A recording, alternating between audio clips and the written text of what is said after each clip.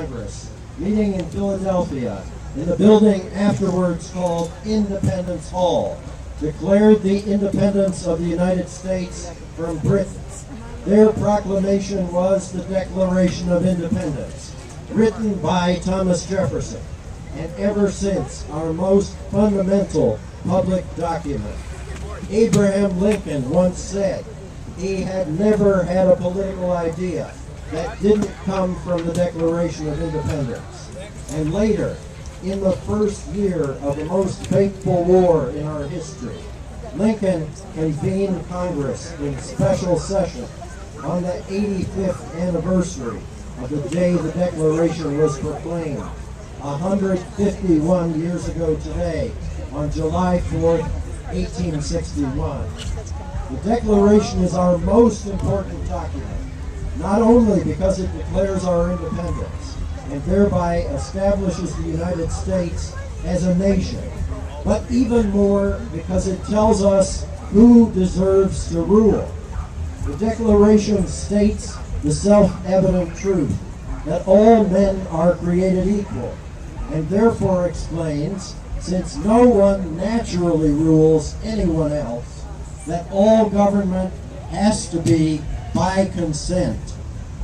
This is what we're celebrating on Independence Day, the American experiment in self-government, in ruling ourselves, that began on this day 236 years ago with the men who signed the Declaration of Independence. All 56 signers of the Declaration, who mutually pledged to each other their lives, their fortunes, and their sacred honor, were condemned as traitors by Great Britain. As Benjamin Franklin remarked, we must all hang together, or assuredly we shall all hang separately. The dangers were real, but the signers faced the consequences with manly courage. 5 were captured and tortured as traitors, 12 lost their homes, 17 lost everything they owned, 9 died of wounds or hardships during the war, and most of them were away from their families and homes for long periods of time. Soon after that first 4th of July, the Declaration of Independence was read around the country in every city and town, and the traditional celebration of the 4th of July has ever since included reading the Declaration, along with parades and picnics and fireworks. As Jefferson remarked of our unalienable rights just before the 50th anniversary of the Declaration in 1826, let the annual return of this day forever refresh our recollection of these rights and an undiminished devotion to them. Now I invite all the children in the audience to draw nigh, to come up here and to sit on the cement here. None of the kids know what draw nigh means. The Declaration of Independence. And we have some small American flags to pass out to the children when they come up here.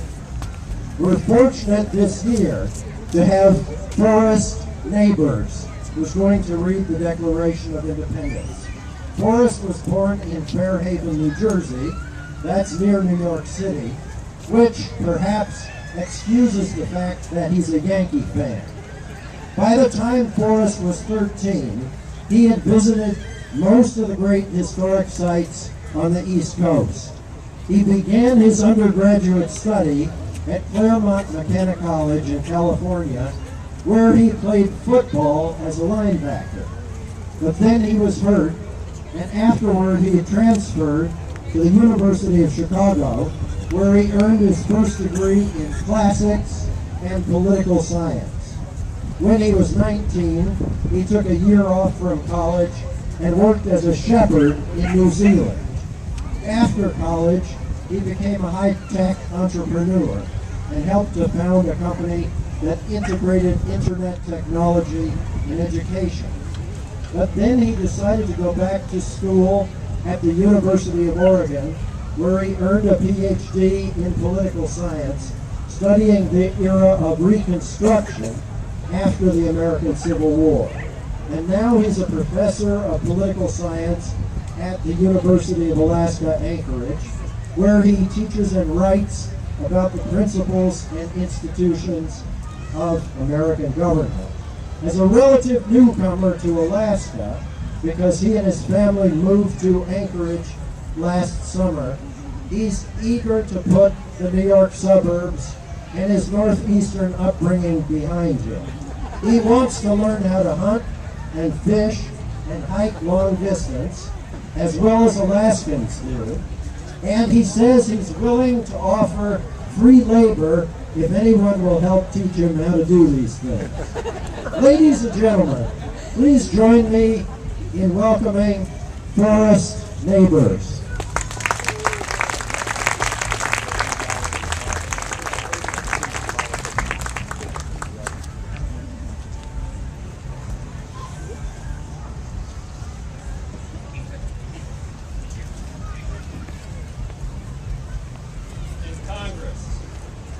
July 4th, 1776.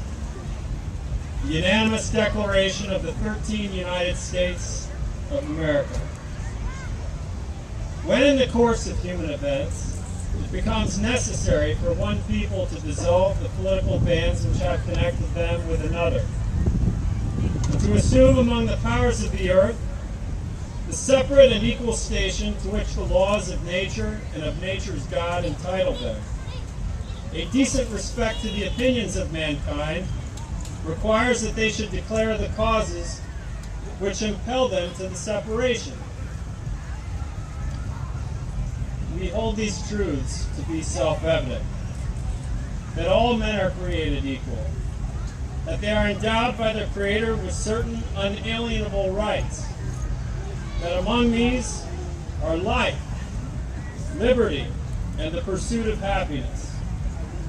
That to secure these rights, governments are instituted among men, deriving their just powers from the consent of the governed. That whenever any form of government becomes destructive of these ends, it is the right of the people to alter or to abolish it, and to institute new government, laying its foundation on such principles, and organizing its powers in such form as to them shall seem most likely to affect their safety and happiness. Prudence indeed will dictate that governments long established should not be changed for light or transient causes. And accordingly, all experience hath shown that mankind are more disposed to suffer while evils are sufferable than to right themselves by abolishing the forms to which they are accustomed.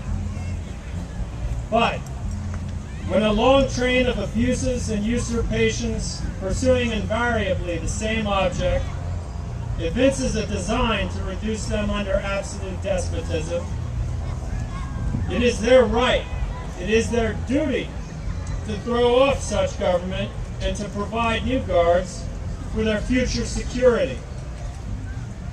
Such has been the patient sufferance of these colonies, and such is now the necessity which constrains them to alter their former systems of government. The history of the present King of Great Britain is a history of repeated injuries and usurpations, all having in direct object the establishment of an absolute tyranny over these states. To prove this, let facts be submitted to a candid world.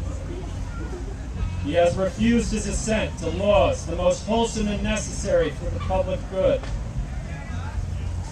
He has forbidden his governors to pass laws of immediate and pressing importance, unless suspended in their operation till his assent be obtained.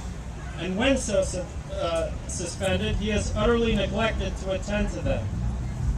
He has refused to pass other laws for the accommodation of large districts of people, unless those people would relinquish the right of representation in the legislature, a right inestimable to them and formidable to tyrants only. He has called together legislative bodies at places unusual, uncomfortable, and distant from the depository of their public records, for the sole purpose of fatiguing them into compliance with his measures. He has dissolved representative houses repeatedly for opposing with manly firmness his invasions on the rights of the people. He has refused for a long time after such dissolutions to cause others to be elected, whereby the legislative powers, incapable of annihilation, have returned to the people at large for their exercise, the state remaining in the meantime exposed to all the dangers of invasion from without and convulsions from within. He has endeavored to prevent the population of these states for that purpose, obstructing the laws for naturalization of foreigners, refusing to pass others to encourage their migrations hither, and raising the conditions of new appropriations of lands. He has obstructed the administration of justice by refusing his assent to laws for establishing judiciary powers. He has made judges dependent on his will alone for the tenure of their offices and the amount and payment of their salaries. He has erected a multitude of new offices and sent hither swarms of officers to harass our people and eat out our substance. He has kept among us in times of peace standing armies without the consent of our legislatures. He has effected to render the military independent of and superior to the civil power.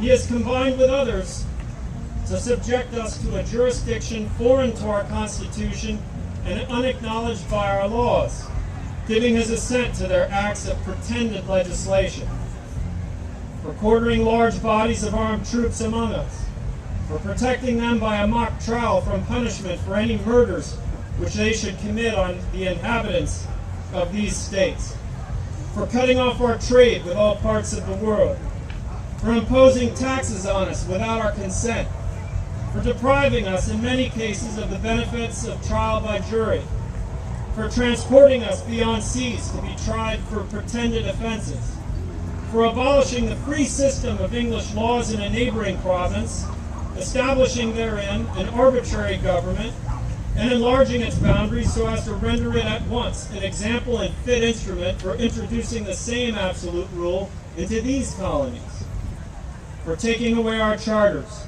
abolishing our most valuable laws, and altering fundamentally the forms of our government, for suspending our own legislatures and declaring themselves invested with power to legislate for us in all cases whatsoever.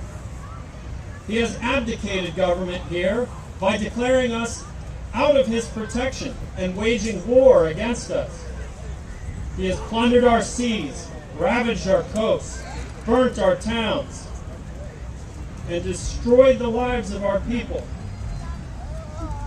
He is at this time transporting large armies of foreign mercenaries to complete the works of death, desolation, and tyranny already begun with circumstances of cruelty and perfidy scarcely paralleled in the most barbarous ages, and totally unworthy the head of a civilized nation. He has constrained our fellow citizens taken captive on the high seas to bear arms against their country, to become the executioners of their friends and brethren, or to fall themselves by their hands. He has excited domestic insurrections among us, and has endeavored to bring on the inhabitants of our frontiers the merciless Indian savages, whose known rule of warfare is an undistinguished destruction of all ages, sexes, and conditions. In every stage of these oppressions, we have petitioned for redress in the most humble terms. Our repeated petitions have been answered only by repeated injury. A prince whose character is thus marked by every act which may define a tyrant is unfit to be the ruler of a free people. Nor have we been wanting in attention to our British brethren. We have warned them from time to time of attempts by their legislature to extend an unwarrantable jurisdiction over us. We have reminded them of the circumstances of our emigration and settlement here. We have appealed to their native justice and magnanimity, and we have conjured them by the ties of our common kindred to disavow these usurpations, which would inevitably interrupt our connections and correspondence. They too have been deaf to the voice of justice and of consanguinity. We must therefore acquiesce in the necessity which denounces our separation and hold them as we hold the rest of mankind. Enemies in war, in peace, friends.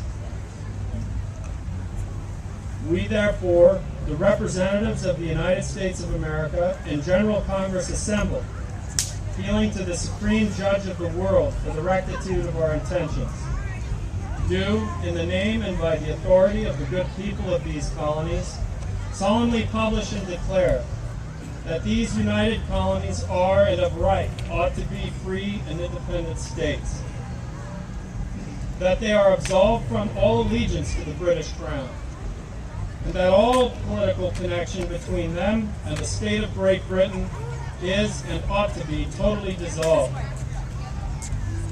and that as free and independent states, they have full power to levy war, conclude peace, contract alliances, establish commerce, and to do all other acts and things which independent states may of right do.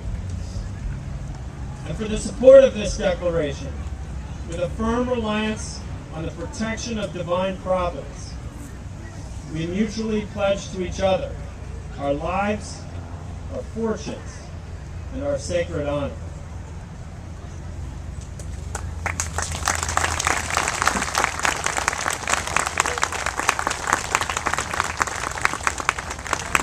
Ladies and gentlemen, on this day commemorating our independence, let us recall the sacrifices that have made America the land of the free and rededicate ourselves to the principles of our forefathers. As we celebrate the 4th of July, we wish you and your family the continued blessings of liberty. And in token of that, I'd like to present our reader, Forest Neighbors, with a cup designed by Thomas Jefferson.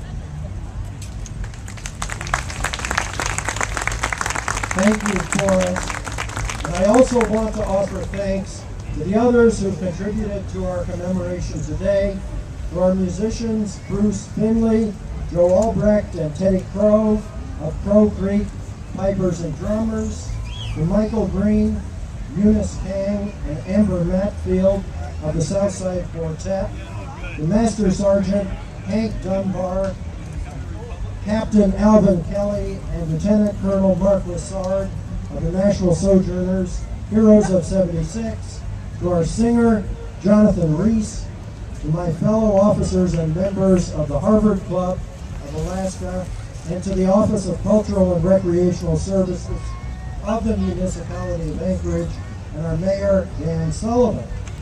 Now we're nearing the end of our commemoration, but in the same week that the United States declared their independence from Britain, the English navigator, Captain James Cook, was taking command of 2 ships, the Resolution and the Discovery. Almost 2 years later, in 1778, in June, while he was looking for the Northwest Passage, he set foot in what is now the city of Anchorage.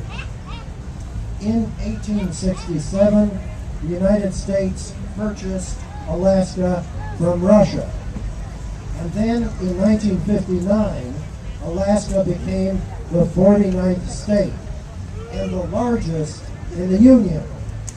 Do we have visitors in our midst today from other states or from other countries? Would you raise your hand? Well, we're very happy to have you, to welcome you today. We hope you will spend lots of money in our state and enjoy its beauty and come again. And we welcome you to our commemoration. But we wouldn't want you to leave today without hearing the Alaska flag song. Our state song describes Alaska's flag, which shows Ursa Major, the Big Dipper, and Polaris, the North Star. The flag was designed in a statewide competition by a schoolboy named Benny Benson, back when Alaska was still a territory. We remember Benny Benson with a boulevard in Midtown Anchorage, and also with an annual celebration and barbecue dinner next Monday evening on July 9th, which will be at Alaska Children's Services, and I recommend that to all of you. The words of the first stanza of our state song were written by Marie Drake, a school teacher who was born in Ohio but made her home here. Marie Drake's words were set to music by Eleanor Dusenberry several years after Marie Drake had left Alaska. People do that sometimes when they retire. She was homesick, that happens sometimes, and so she composed this music. Several decades later, the second stanza of our state song was written by Carol Beery Davis. Ladies and gentlemen, please rise as you're able and join Jonathan Reese in singing Alaska's Flag.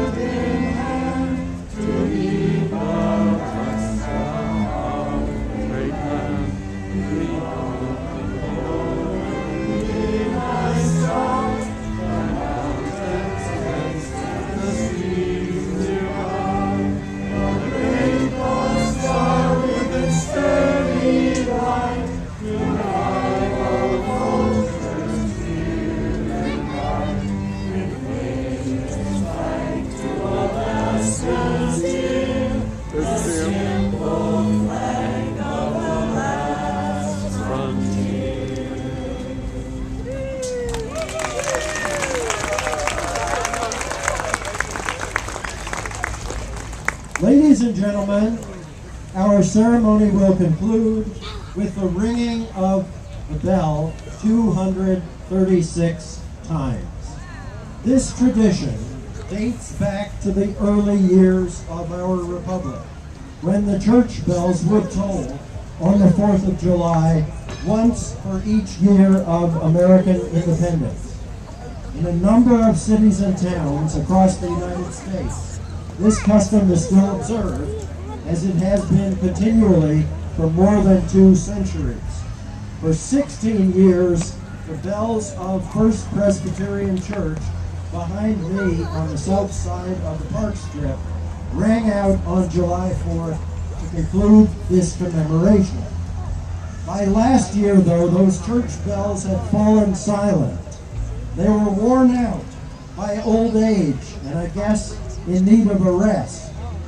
But we didn't want this tradition to end in Anchorage, and you can help keep it alive. This afternoon, as we had last year, we are going to have instead on the stage a small replica of the Liberty Bell in Philadelphia. And I'd like to invite all of you to line up here as soon as the commemoration concludes. We'll need quite a few volunteers. We're going to ask each of you who wants to ring the bell 5 times, and then the last one once. Once to mark each year of American independence. So will the bell ringers please come forward right now. You can come right up here and form a line in front of the bell, which we're bringing up. Ladies and gentlemen, this meeting is adjourned until the 4th of July, 2013.